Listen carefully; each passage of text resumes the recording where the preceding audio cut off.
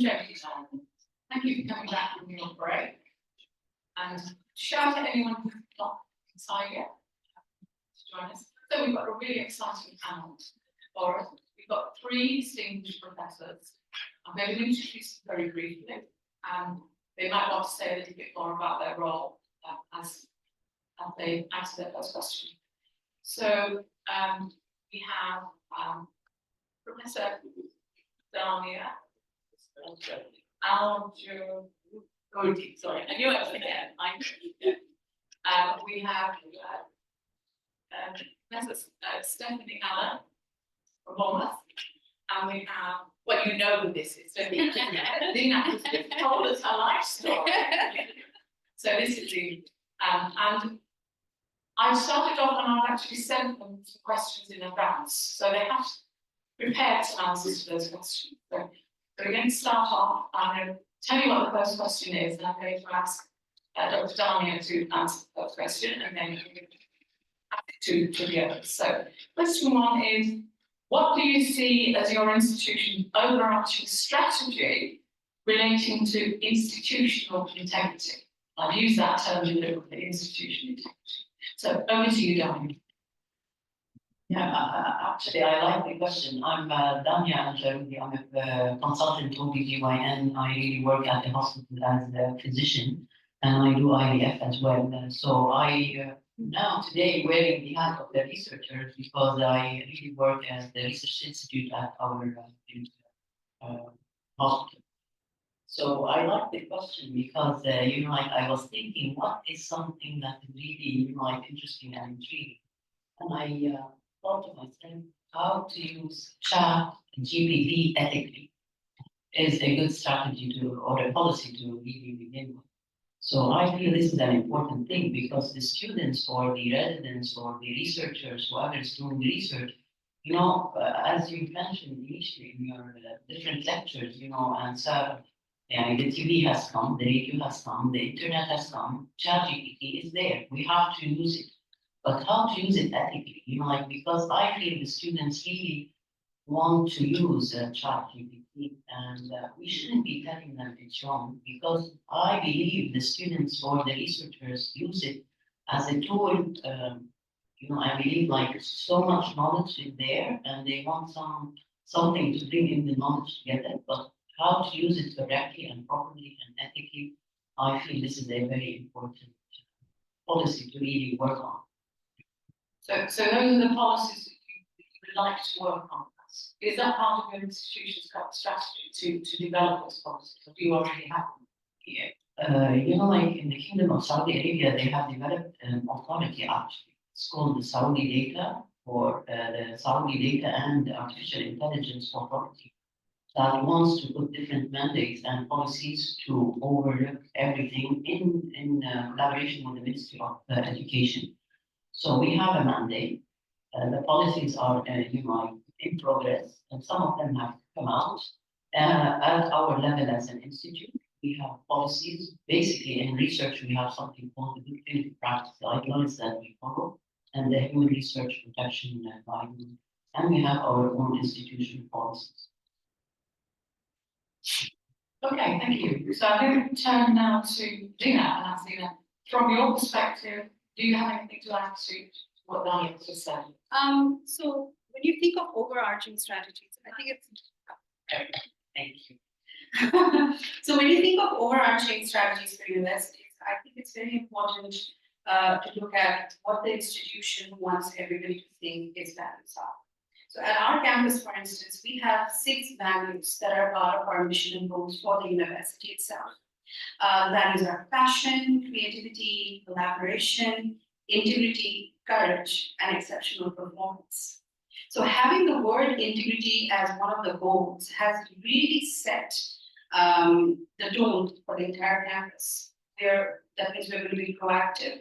We're definitely going to be highlighting integrity in everything we do, and it is not just for students. So I think that is a huge message as part of the overarching strategy for the university on how they want people to see how our policy stands or is positioned. And is that strategy made public in some way? for example, through mission statements or. Right. Yeah, so the mission and goals, the values are actually a part of it.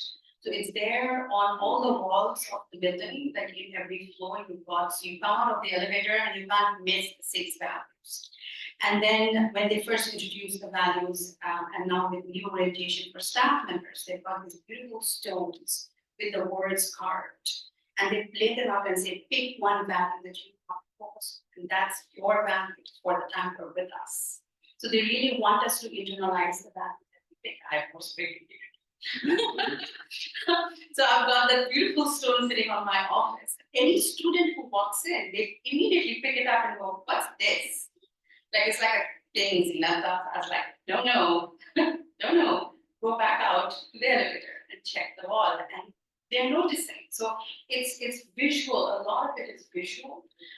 It's like I said, it's on the website, so people can read about it. It's in our policy handouts, whether it's staff or students. And we've got staff awards around these values as well. So you've got an annual award for passion, for integrity, for courage, for the staff and for the students. So the values are constantly in our conversation.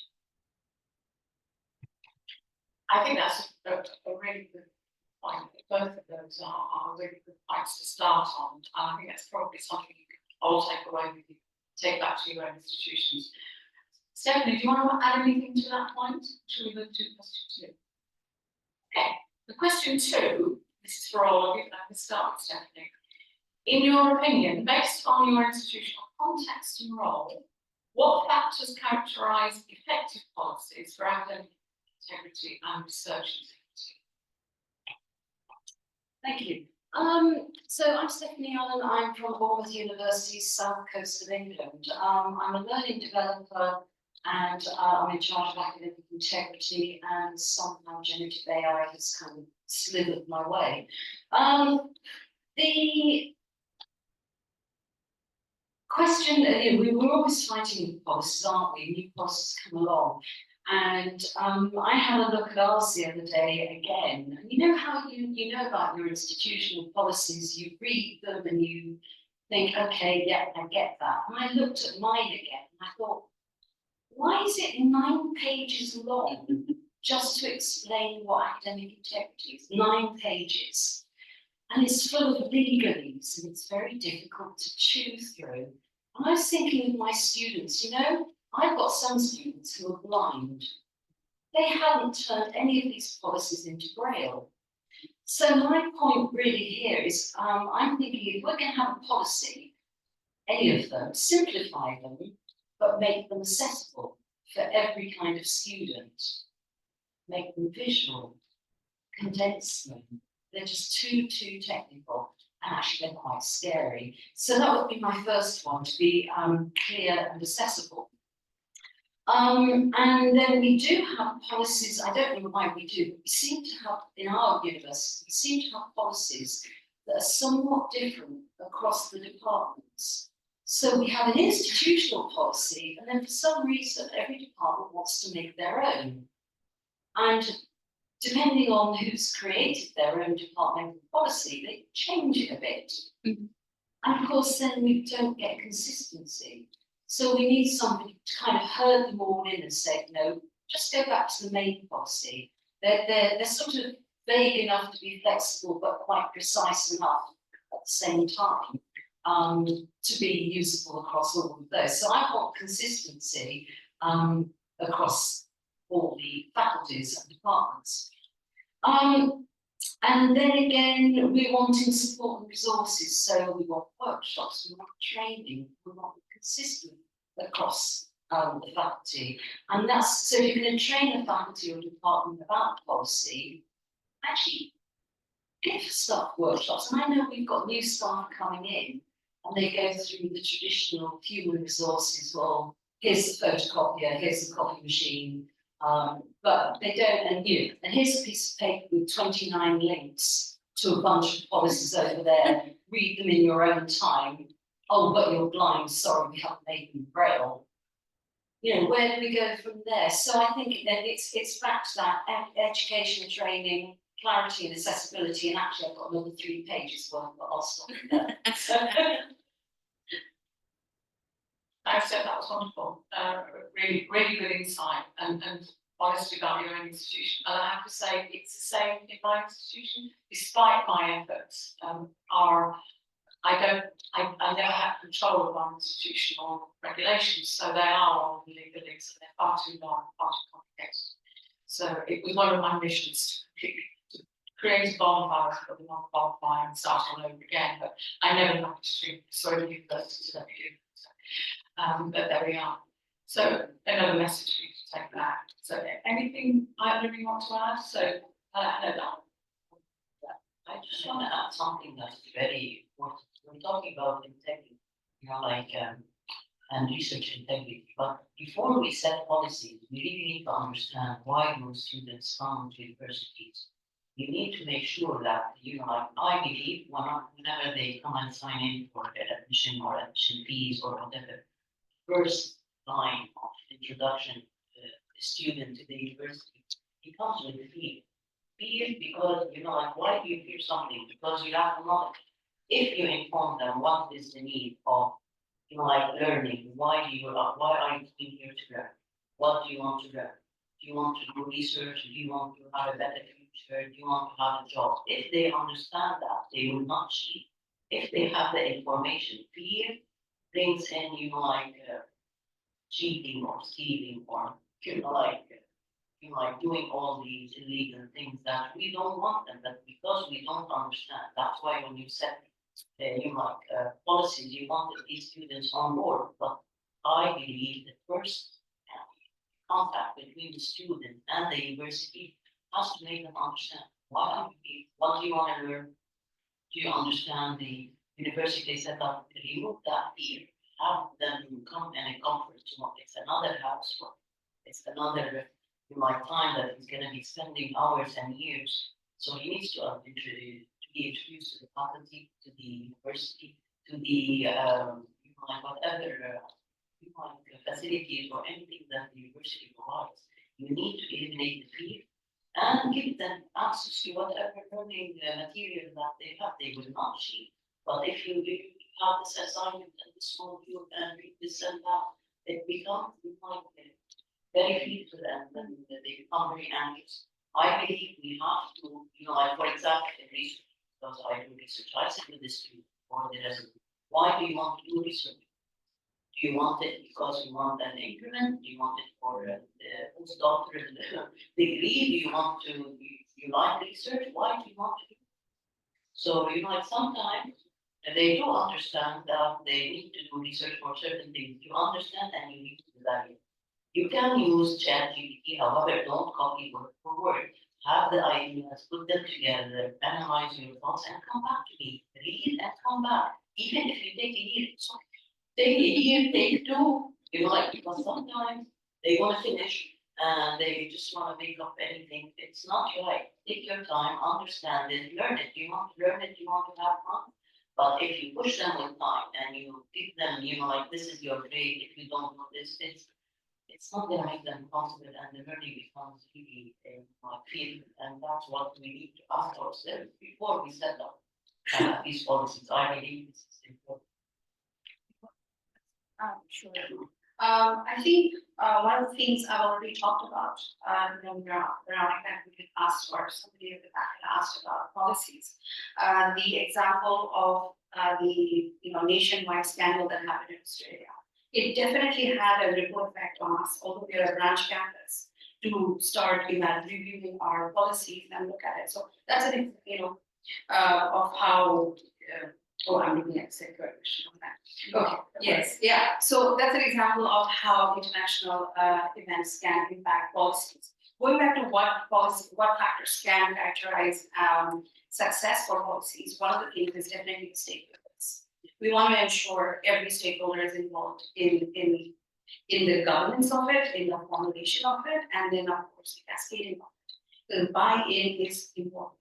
We cannot have it as an afterthought. We were talking about something else, let's talk about it. It needs to be front and center agenda item to discuss whether you're an education board, academic board, coming cascading down with students, So making sure all stakeholders are just as involved in that conversation would definitely be something that I think makes it. Yeah, thanks for that. One of the things I've always believed, and I'm getting your view on this, is that we have a slight dilemma, because when students first arrive, or whatever level they are, we want to tell them everything. Don't we? We want them to know about everything. And if you try and do that when students first arrive, it doesn't work, because they won't remember anything said. They're in shock when they arrive. They're fearful, or they're having a good time first time, or whatever. They're in a different state of mind. And so, what are your thoughts on? Perhaps I'll ask Stephanie this question. What are your thoughts on kind of phasing this in? What would be a good time to deal with this kind of, in terms of induction of students and staff indeed as well? Yeah, that's a good question. And I think we do, because we're so heavily involved in education. We want to tell everybody everything right at the beginning, because we tend to think they won't learn their subject unless they know about academic integrity first, or other things.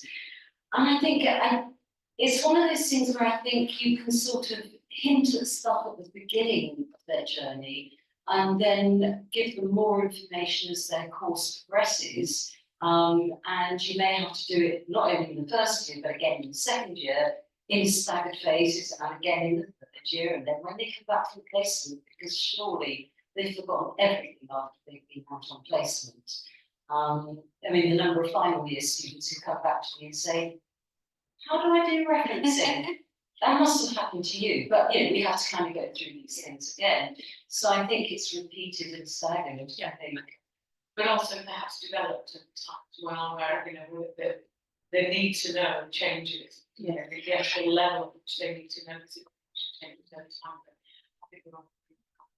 Okay, let's move to the next question. By the way, what I didn't say at the beginning, if any of you in the audience has some really overbearing, really urge to ask us questions, put your hand up, we'll try and factor those in as well. We've got some questions, we might not get through them all, but I think we'll find all of the answers and all the questions quite easy. That's an invitation. Put your hand up if you want to join in. Question 3 is a slightly different question here. So this is, please share examples of how national and international initiatives and policies may influence institutional policies, and perhaps positively or negatively. It might be good things or they might be bad things. We'd like to start with Patsy now. Yes, I've already started it before. So I think what happened in 2015 in Australia looked negative, but it was a positive where policy is concerned. Because it did kind of push us out of our comfort zone to decide, okay, let's review that policy. Although we are geographically far away from Australia, we're still a branch campus. And we didn't need to do a review because anyways, Wollongong was going to go through that review in Australia itself. But we did it because we thought this was a great opportunity for us to start that conversation. So it can have, I think it depends on you, whether you want to see it as a positive or a negative. We saw it as a positive impact and took it to the next level where we then reviewed the policy. As I have mentioned earlier, because in the country there was a mandate that we have to, create policies, develop policies, follow, certain strategies to limit, and talk about academic integrity, graduates, different things, and ethical institutional review board, policies. So by this mandate from the Ministry of Education, Interior, Health, and Sky Authority, we have to do these things, and this makes it more easily powerful, and everybody speaks, it's not speaking the same language, so it was a good thing that they had that. Anything to say? Of course, when you asked this question, I wrote a PhD on answers, so pages of it. So, okay, you're saying, well, what sort of your national or international initiatives and how they can impact our institutions, our individual institutions. of course it can be good, it can be, you know, and that can be great. So I'm going to be the negative one, I'm going to be the doom and gloom one, because I come across, you know, the UK, we thought we were European, but, you know, we left. Brexit, you know, so everything we thought we were aligned to, suddenly we're not anymore. As individuals, as humans, you know, we're in there, we're, you know, we're, but apparently we're not. So, so when we've got these initiatives that are available, we'd love to, we can partake in many of them. There are others that we simply can't. And then with the knock-on effect of that, for example, if there's funding to do some great projects, we're out of that. So of course, from that then, what I can take from that, these wonderful initiatives, means we can't do them because we don't have the funding, we've got those resource constraints, you won't give us the money. And then there's the sometimes very rigid compliance that has to be upheld to get that money. And some institutions, I won't name them, but if you think high up the food chain, just won't comply with some of those because they just won't. And then we also have other, you know, different challenges where we might get hold of money and we want to do certain things, but then we get what we call the crisis situations that change all those things we have to do. So let's take the pandemic. We thought we were going this way and suddenly we didn't know we were half the time.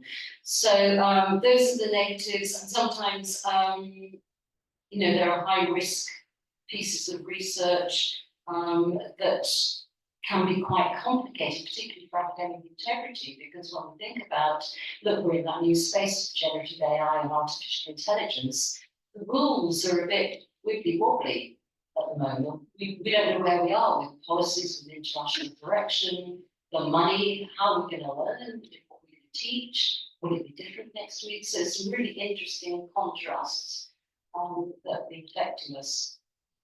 Yeah. Yeah, but what Stephanie is saying, yes, negatively, if the government does not support, but you would want this, the government to support, whether you know, like by mandates or financial. Both. Yeah, Absolutely, yeah. But we've just had a change of government, so, sorry, we've just had a change of government.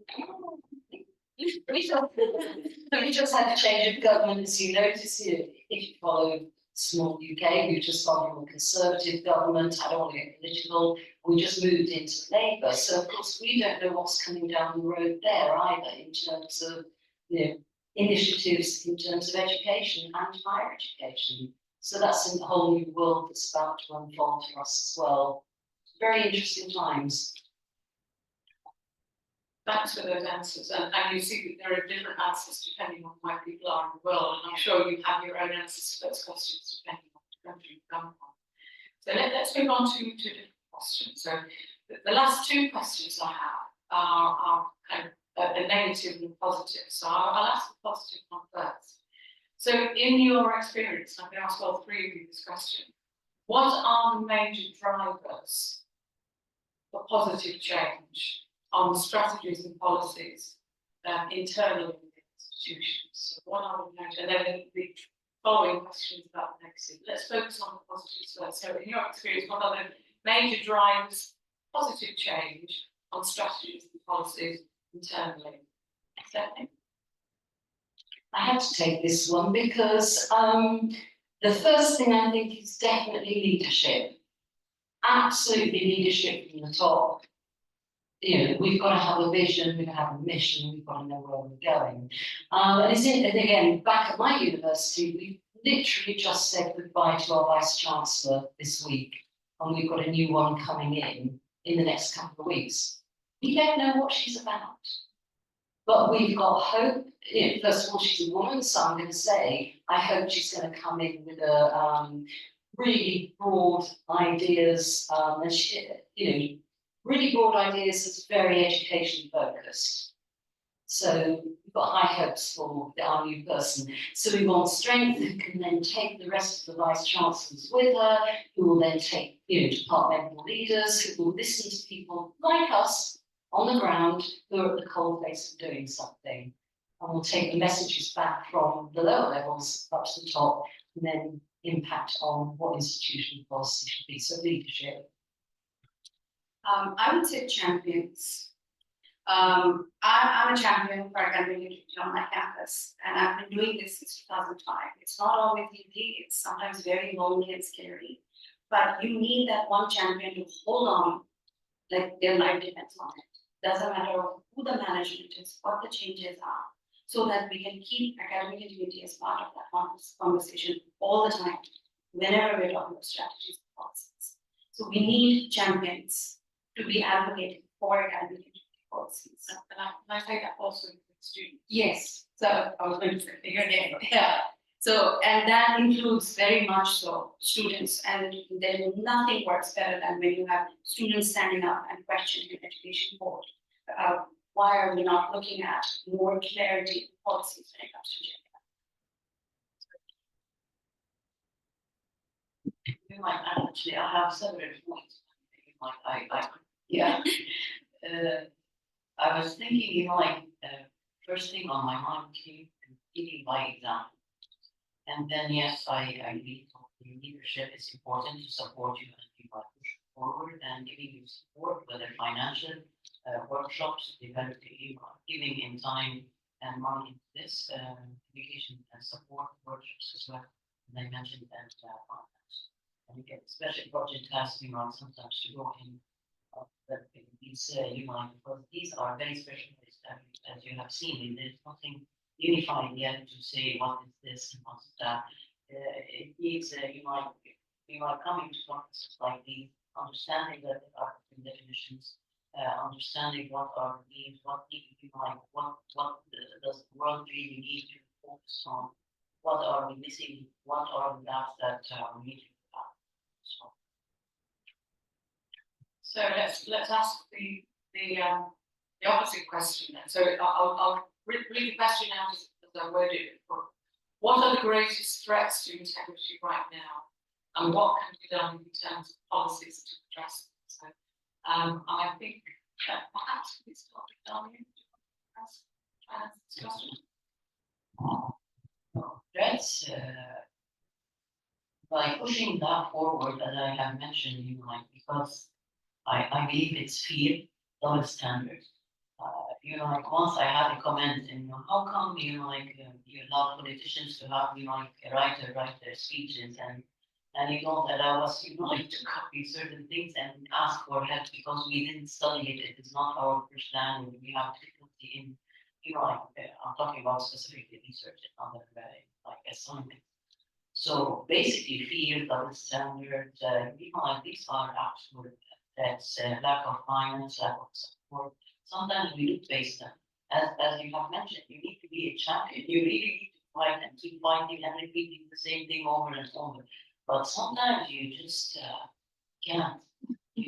Sometimes you just need to, put the policy and there is the policy, and then you lose the passion because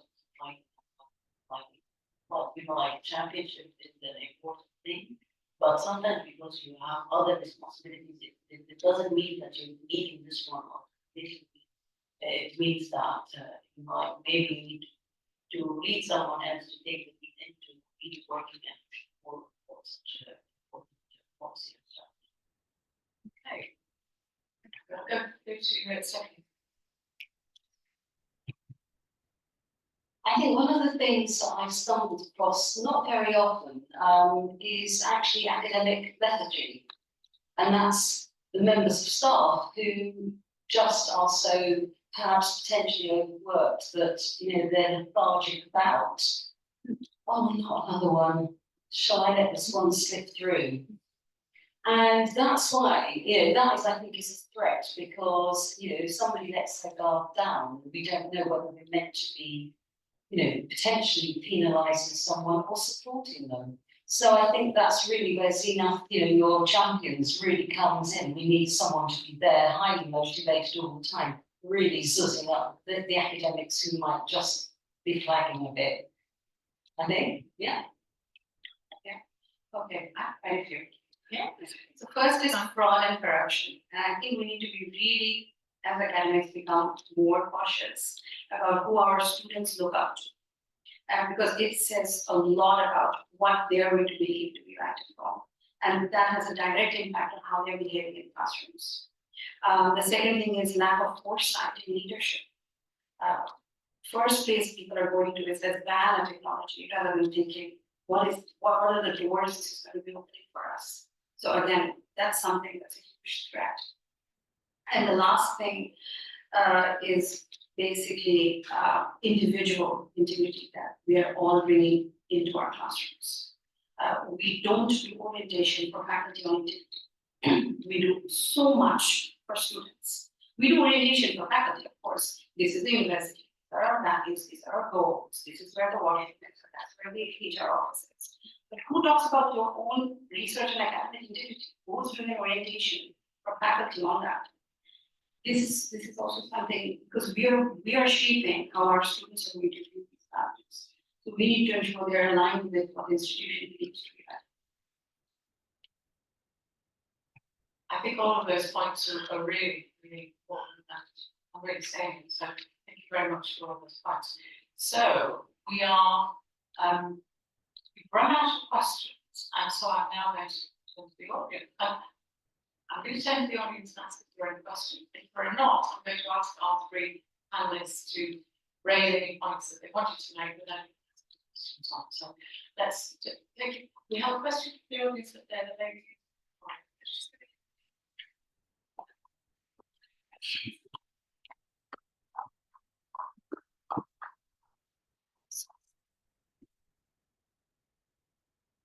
Do you have anything?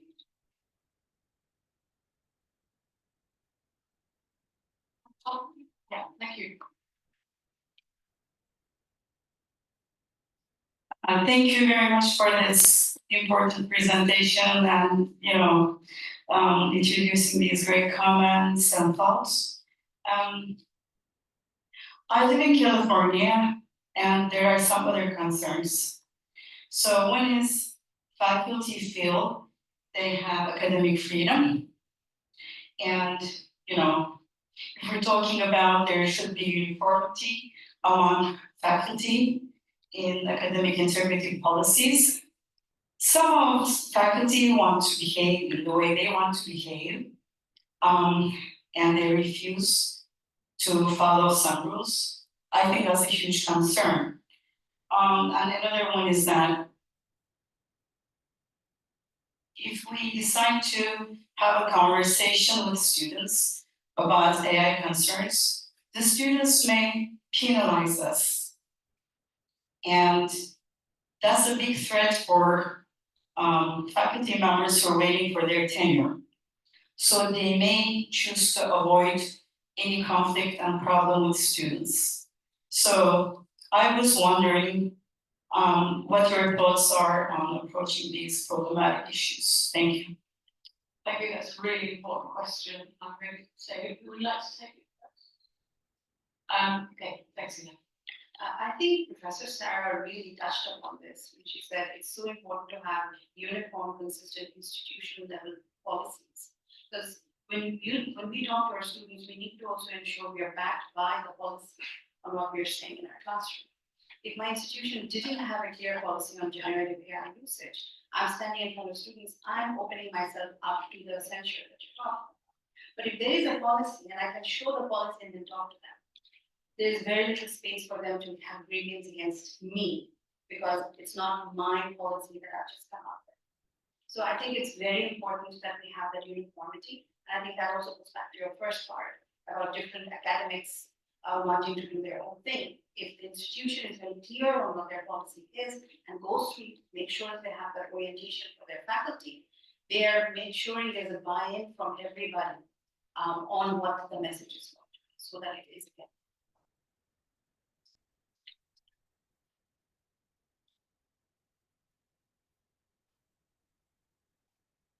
Can I ask, just to double check your question, you're saying that your staff are part-time hourly paid, non-tenured, meaning they're transitional staff just going through the system, perhaps. And are you saying that they're concerned that students will complain about them, like on websites such as ratemyprofessor.com, that kind of thing? How do we deal with, how do we keep our staff protected from having their names put on ratemyprofessor.com, something like that? Is that where you're going with that question? Exactly. Right. Exactly, yes. I mean, that's one thing, and the other thing is that students are even going to come to our academic senate, where I'm a senator, and they're going to say, you know, this is our point of view, and they sometimes, not always, but sometimes put the blame on the teachers for some kind of, you know, plagiarism and the Arabic issues. And we listen. I mean, of course, we like to hear student voice and like to, you know, create policies with that in mind. But right now, things are pretty fragile. You know, student against teacher, you know, if there are not these reliable policies. Yes, you're right. That's what I was asking. I'm not quite sure how to answer that one because that is a very fragile and difficult situation where, you know, staff who aren't tenured, you know, they'll come and go, and then that concern about students complaining. You know, it's easy for me to say it, and I'm going to say it, but it's still not necessarily right because you need robust policies. You need those academic champions. You need somehow to uphold those policies and systems. But that fear is always going to be there. It's a very cultural thing because we don't have it in my country, in the UK. We don't have that. You know, it's a different approach and attitude. Do you? I haven't been exposed to that. Okay, I'm not quite sure how we can get around that, but I know it's a big, big problem. And maybe there's a project to go on with there. Yeah, I would say it's even broader than you're describing the problem, because it's also about things like incentives within institutions, like having a quota for how many students have to pass a module. So if you find students who have plagiarised or misused AI or whatever, and you have to fail them because of that, then that affects your statistics for your module, and therefore you are seen as failing, or it's blamed on you. So there are lots of factors like that, but certainly the rating systems of tutors can influence their behaviour in that sense. So there's a whole set of issues there, and I've written a little bit about that in some of my recent writings. I don't have any answer, and I'm going to turn to Stephen if she'd like something to say on that. But I will say, when you develop policies, you need to bring people with you. So I think that idea of processing inclusivity when you're developing policies is important, and that the message gets down to everybody, not just the tenured professors, but also the casuals as well. And that's part of their training and information that they're given. I think that can help. It doesn't entirely solve the problem. I know Steph, you think that we have that problem in the UK, but I haven't across it. I mean, I have actually lecturers who are permanent lecturers who come up to me and say, I don't follow those policies because I haven't got the time, and the rules are not, they don't work very well anyway. So I have people who say that to me directly, knowing that I'm the academic teacher in an institution. I have people saying that to me. So I know firsthand what goes on in my institution. For whatever reason, there are a whole series of reasons why that people give, or perceptions of reasons why they don't follow policies. But as long as you have clear policies and you do your best to get people, well, I think that's the best you can do. You're never going to get everyone in line with that. So I'm going to ask you to think a little bit of how many minutes? So again, I think very different experience because of the geographical position where we are at. We don't have the concept of tenure. We are on 3-year contracts or 1-year contracts or 6-year contracts, or 6-month contracts. So although I've been with my university for 24 years, every 3 years my contract gets renewed. And yes, a part of it is dependent on the student evaluations, but we do a triangulation of staff performances. So it's not just dependent on the student's view or student's feedback or evaluation. So we've got peer evaluation that happens on the side, plus we've got HR involved that brings in sometimes if there is an issue or a concern that happens, grades, then we've got management that comes in with another set of people that happens with post content, the delivery, then maybe the fact that you might be asked to deliver a mock class, just to see what they were doing, things like that. So this is what we have been doing, so generally, yes, of course, there is always this fear that, oh, if I don't have very good student evaluation, I might not have my contract renewed.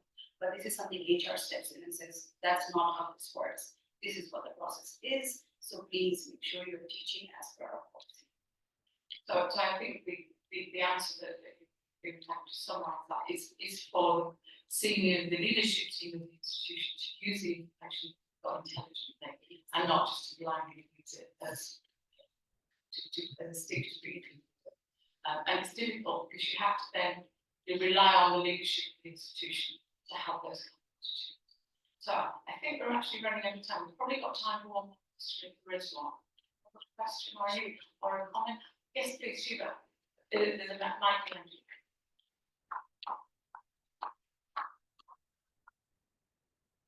Start with a comment that, when I asked the question that what is the current challenge for integrity, that none of you answered, ChatGPT or generative AI, so that is reassuring. But I had similar conversation with my own staff that you from university. All of them, almost all of them, the challenge is, I asked on a managerial perspective, what are the challenges they are facing? They answered that the main challenge they have is generative AI. So I asked the question back, whether it's generative AI or the academic attitude towards the generative AI. So I thought I'd ask the same question to you, whether the challenge is generative AI or our attitude towards accepting the generative AI. Is it more about the lack of information? Yeah. So I'm going to pass on to. Oh yes, I've got to answer. Do you want to answer something, Daniel? Yeah, that was the first thing that, like we said, a challenging policy that everyone needs to understand and set in place is how to use ChatGPT and AI in a proper ethical manner. I would still insist on that. I think we're just about on the last minute, so Zina is going to make one point, and then I'm going to add my words of thanks. I didn't know we'd have time. Since we do, I wanted to say one threat to integrity is the gender disparity. One of the things that I face constantly is how a lot of people or I can't think this is just something women are interested in. And we are the ones who are driving this conversation. And so maybe there is something we need to do more in terms of it, especially thinking of policy conversations and strategies, bringing in, parity in the gender because it's something I've faced personally. That's a very good fact, but we do have some really actively researching male colleagues here. Can I say something here? I didn't think of that about gender because we have been picked because of our status and what we have been facing on a daily basis, whether it's a female or a male, it doesn't matter. That are real case scenarios that we're facing on daily basis. I don't think it should, really come into gender. That's my thought. Well, I'm just going to give Stephanie. Do you have any last words you want? You're okay. Well, in that case, what I'd like to do is say a very, very big thank you for our two, Zina, Dahlia, and to Stephanie for being members of the panel today. And thank you all for listening, and thanks for your really good questions. Thank you very much.